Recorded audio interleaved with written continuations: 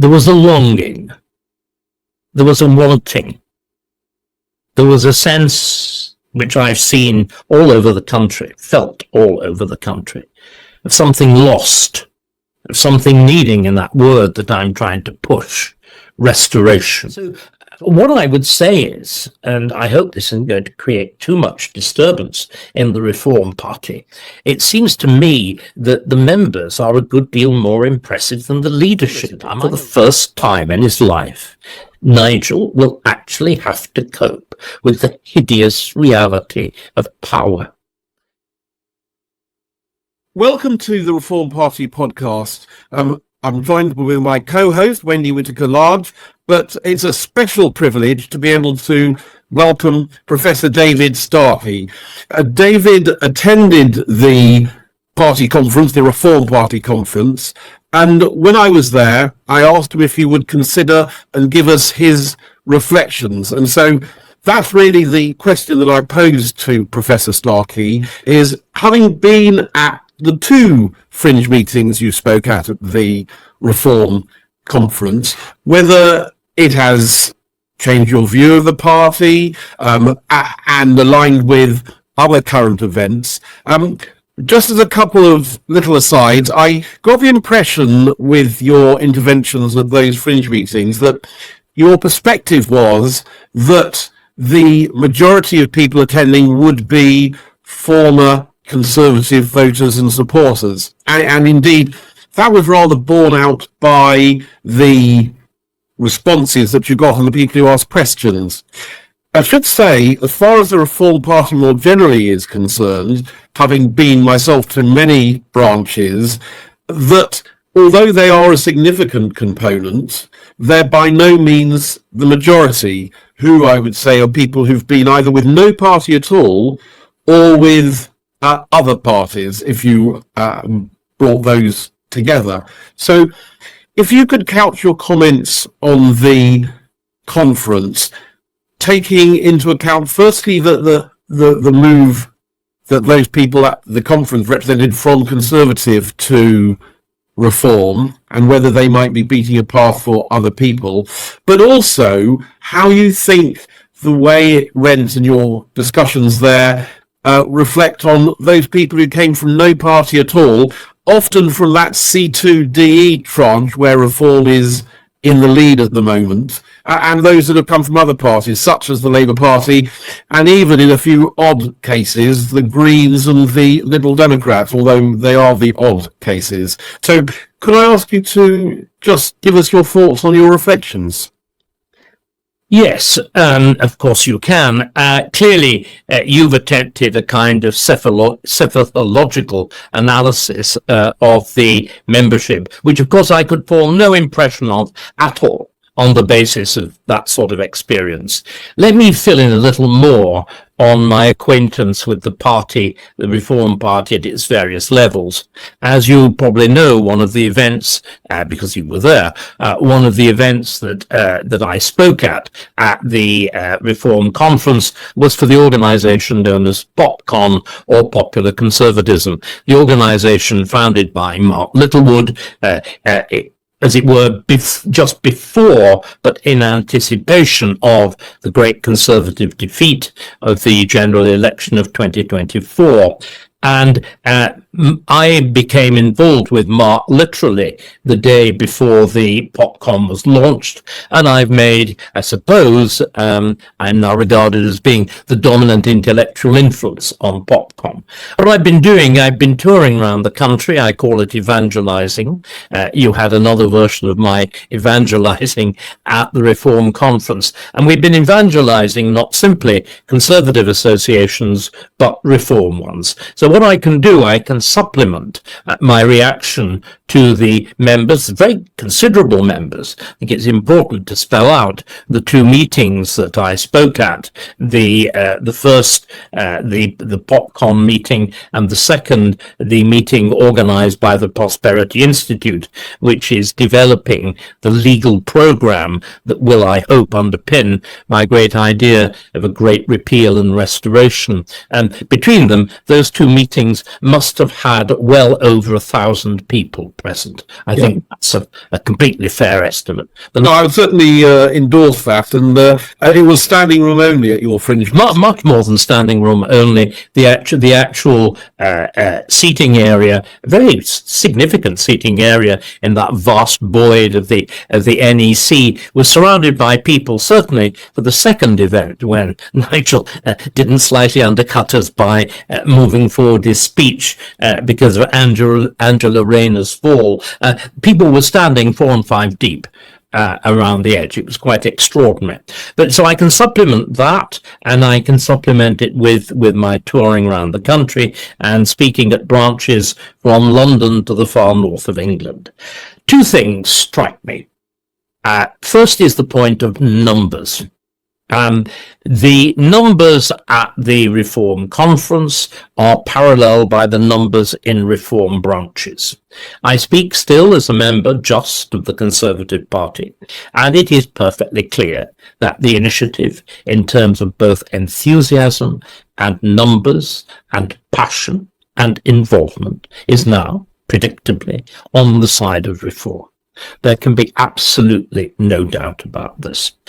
There are still very effective and impressive Conservative Party branches. I spoke at one over the weekend at Harrogate, which certainly not quite in numbers, but in terms of passion, in terms of people's dedication, their interest was comparable. But generally speaking, as you would expect, there is a rising tide and there's an ebbing tide. And we know how human beings behave in the face of the rising tide and how they behave in the face of the ebbing tide. Let me give you a little bit of a sense of what I felt about the members. How did I experience the members? Well, I experienced them in 2 ways. I experienced them, obviously, in response, the interventions to the 2 speeches. One, a fairly formal speech, a stand-up speech with a lectern, the other, a dialogue with Mark Littlewood. People were listening carefully. They were following the line of argument and jokes. They were getting the jokes. There was a sense of good humour. Again, part of the face of the party, especially when it's presented by people like Zia Yusuf or occasionally Matt Goodwin, is one of deep hostility to the Conservative Party, the sense of, you let us down, we want revenge, we want to eliminate you. I got no sense of that whatever at the meeting. There was the occasional barbed response to what I said, but and remember, I was speaking on both occasions with continuing members of the Conservative Party for the Prosperity Institute. It was dear Jacob Rees-Mogg, and with Popcorn, obviously, it was Mark Littlewood. So we were well received. There was no bitterness, and there was something very different. There was a longing. There was a wanting. There was a sense, which I've seen all over the country, felt all over the country, of something lost, of something needing, in that word that I'm trying to push, restoration. So all of that. But there was also passion. There was serious questioning. People were keen to follow up. They were keen to ask practical questions. Many of them displayed significant political involvement and knowledge. So what I would say is, and I hope this isn't going to create too much disturbance in the Reform Party, it seems to me that the members are a good deal more impressive than the leadership. Am I allowed to say that? Will this create ructions that will disturb, the existing good humour of my relations with the party? Because what I would say is, whilst really slightly absurd razzmatazz, I mean, whatever one one thinks of Andrea Jenkins' status as a politician. She seems to me neither to have the talents to wear, in vulgar sense of the word, to wear a sparkly blue jumpsuit, and certainly not the talents to sing in public, even when she does, especially when she doesn't know the words. So there was a great deal of nonsense on stage. Remember, one of the words that's been used consistently about reform is that there's a curious camp edge to the whole thing, partly because of the imitation of American politics, where, of course, the razzmatazz and the antics of an American convention has slightly begun to rub off in England. Again, the firework displays and all the rest of it. You can't imagine any other party leader entering onto the platform in that kind of fashion. So there is that performative razzmatazz. I didn't get any sense of that with the members. They really are serious. They want to do things. In fact, watching the razzmatazz, it seems to me, maybe call me old-fashioned. I'm not normally, despite my age, regarded as being terribly old-fashioned. But the razzmatazz seems to me to be thoroughly misconceived. The great doubt about reform is precisely its seriousness, that it's a mushroom creature. It's sprung up overnight. Now, I think, again, I said this very clearly, I think there are fundamental reasons why it's sprung up overnight. I mean, I am the first to admit, and indeed the whole of my argument about what has happened in British politics over the course of the last 30 or 40 years is that the popular analysis of there being a uni-party is absolutely correct. We had a series of I call it that slow burn French Revolution inflicted on Britain under Blair, which any proper Conservative government would have sought immediately to reverse. And instead, we had David Cameron, followed by Theresa May, followed by Boris Johnson, and with the only break being the very ineffective break of Liz Truss, effectively, not simply effectively, explicitly continuing it, the famous remark of Cameron that he was heir to Blair. And of course, it's that successive process of a profound disillusionment it took. We need to remind ourselves, 14 years for the country to decide to get rid of the Conservative Party. It's taken them less than 12 months to decide that Labour is just as bad. And obviously, reform is the residuary legatee. It's all that's left. In one sense, you'll remember, I think I may even have made the joke, which is a version of the famous one that Donald Trump himself made, to the effect, if he walked naked in Times Square, shooting people, providing he didn't kill too many Republicans, he'd still be elected. Well, there's a certain truth in the position that Nigel finds himself in, but that might get him elected. It won't enable him to govern.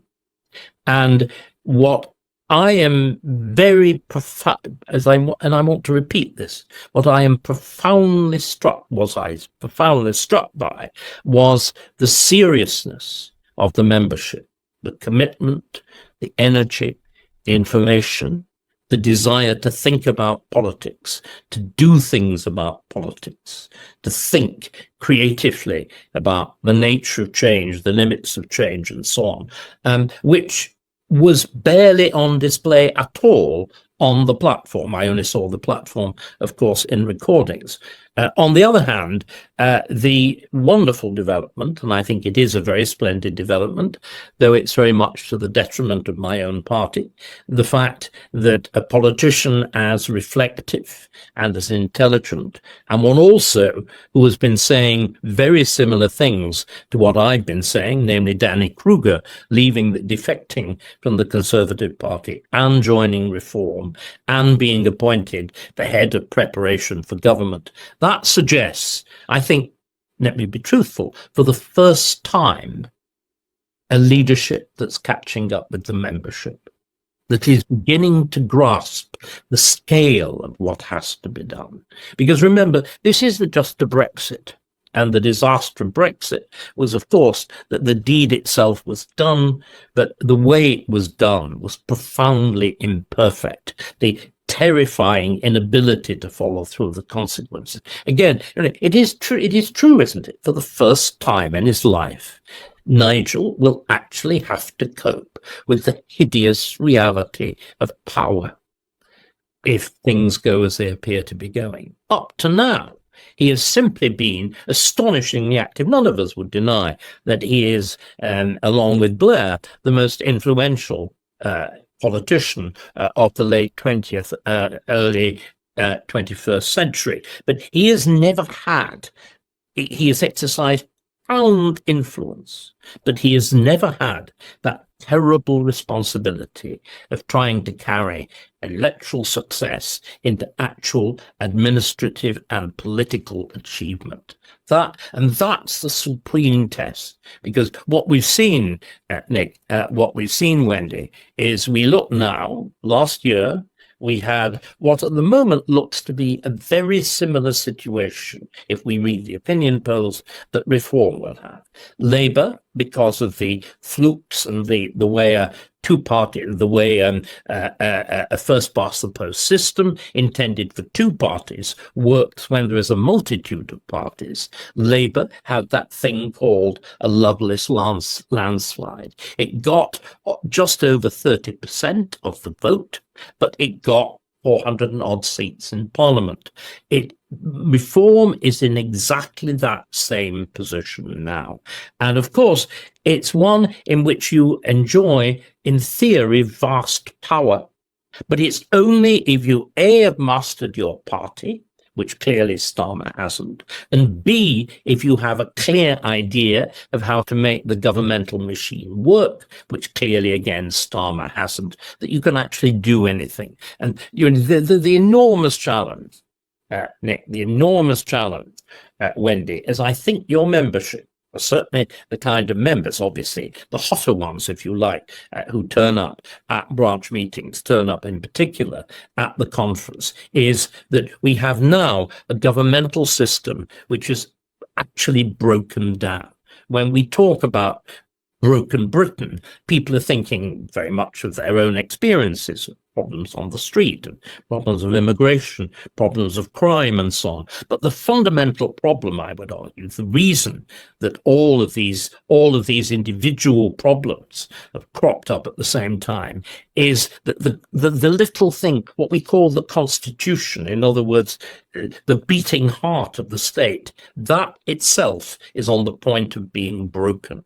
And therefore, to be successful, a reform government, and I think, again, Danny understands this absolutely, will have to deal with the business of fundamental reform. I want to make it fundamental restoration. But again, this needs to be said, and said very loudly and clearly. Danny will have to receive the complete and full and detailed buy-in from Nigel. Nigel has never hitherto shown any detailed interest in policy.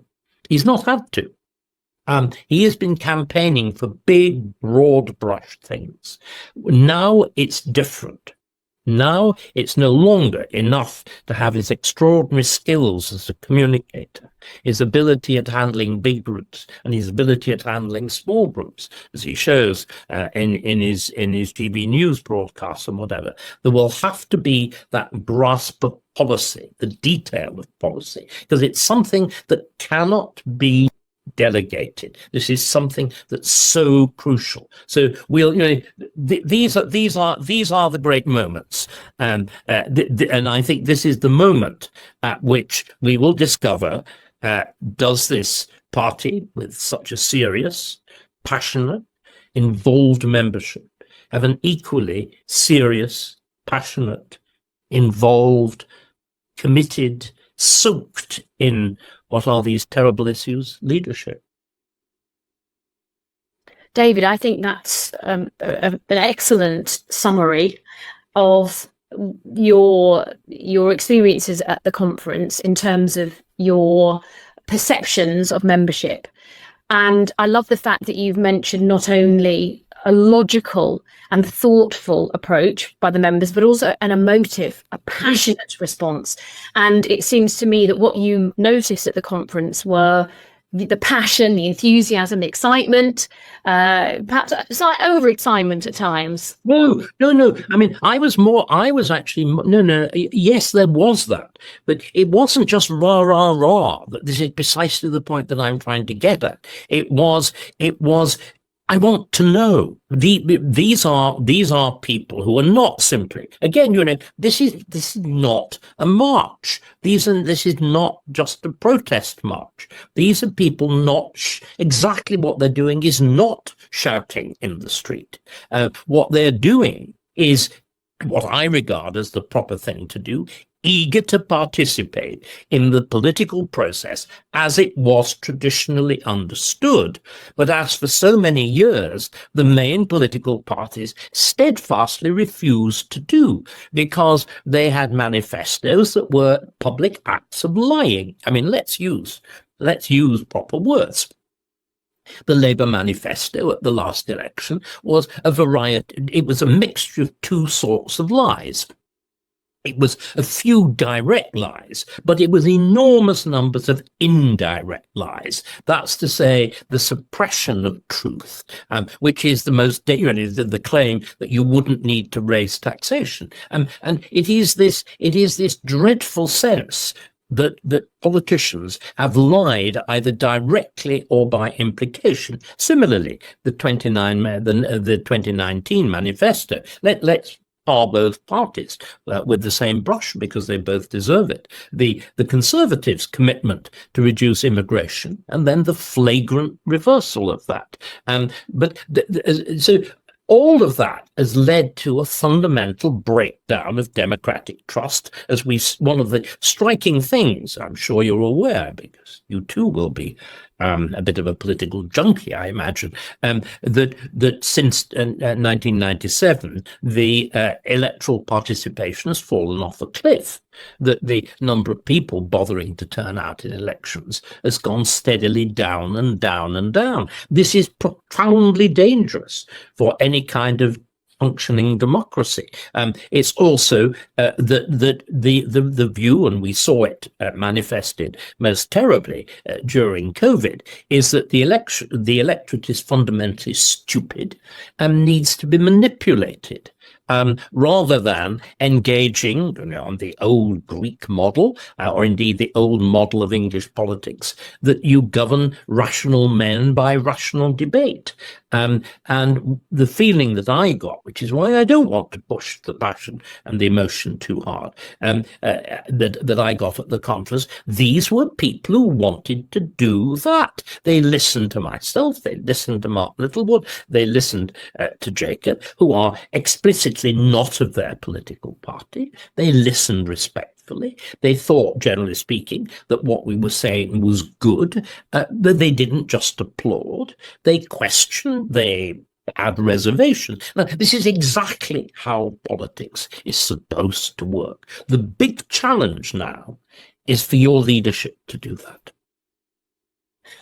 Listening to a number of the points you made, I think I would just, on behalf of the leadership, not that I represent them, but I think it's a question of horses for courses, because the role of the conference was partly to attend meetings such as those that you spoke to consider policy, but it was also a rally to encourage those for whom that sort of activity is more to the taste. And given the very wide range of members in Reform, there are different tastes in what people want. And one thing I think no one could deny about Mr. Farage is he has shown great judgment in how to motivate supporters. And I would put the way that the party chose to present itself at the platform very much in that guise. Now, if you take those members, particularly the fringe meetings, they were very much, as you would have found at a Conservative party, meeting in the 1990s, 1980s, and they're the ones that have been dismissed by the Conservative Party. When Theresa May talked about the nasty party back in after the 97 election, it was clear from context she was talking about the party members. Whereas, in my view, she got it completely the wrong way round. And that the nasty element in the Conservative Party was the hierarchy and not the ordinary members who, in my experience, showed sound common sense the whole way through. And it never does to diss the members. And I do hope that the party will take on board your strictures and take on board precisely that point that there's a serious job to do and we need to do it seriously. And I think that there is every evidence that they are doing so. At which point, I don't want to take more of your time because you've very generously given it to us. We'd be happy to speak to you all day, and it's been a great privilege listening to you, but I think that would be an indulgence by myself. So Also, I think we need to resume this conversation in a few months' time. we'd be very happy to come to this. Events are moving very quickly. I think that the presence of somebody as substantial, I mean, let me again be blunt, whatever the calibers of other members who have, remember, come and gone, which the curious in and out of membership of Reform's parliamentary body. Danny Kruger is of a different caliber. He is a genuine intellectual in politics. He is a man who has had experience of important political office, not the very top, but has operated at the center of politics, has thought profoundly, has published widely, has said some remarkable things, I think, particularly on his reflections of the conduct of government during COVID, which are not at all rants. They are a kind of they're not a kind of mea culpa, they are a mea culpa as to what goes wrong when there is government by an unrestrained single issue expert committee, which is one of the central problems of our state, with 444 of these committees, the so-called quangos. So here we have somebody of real political weight. The enormous test for Reform, Wendy and Nick, is going to be, will Danny continue to feel at home? Will what he is doing be allowed to grow, to fructify, to shape policy, to be incorporated into the main speeches of the leadership, to become, in fact, the central part of the party's message? At the moment, Reform has ridden on the easy tide of immigration. And that, of course it has. And it's a central question. But there is so much more. Immigration, as I keep saying, all these aspects of national decline, these are symptoms, not causes. They are profound symptoms. Behind them is exactly what Danny was talking about in his analysis of COVID. There is a fundamental failure of the state, a fundamental failure, above all, of Parliament, the body that traditionally is what binds us as the citizen, us as the subject, to the government, with the government finally answering to us. That fundamental failure of Parliament to perform its proper task, which I would argue, by the way, was the entire purpose of the Blair, I refuse to call them reforms, the Blairite deformations of the Constitution. If Danny can actually carry the party, carry Nigel with him on that, then I think the future really is reforms. If he can't, it isn't. Well, we'll look forward to rejoining you in a few months' time to see how that has borne itself out. So all that remains is to thank you very much for the time you've given us today, which we greatly appreciate.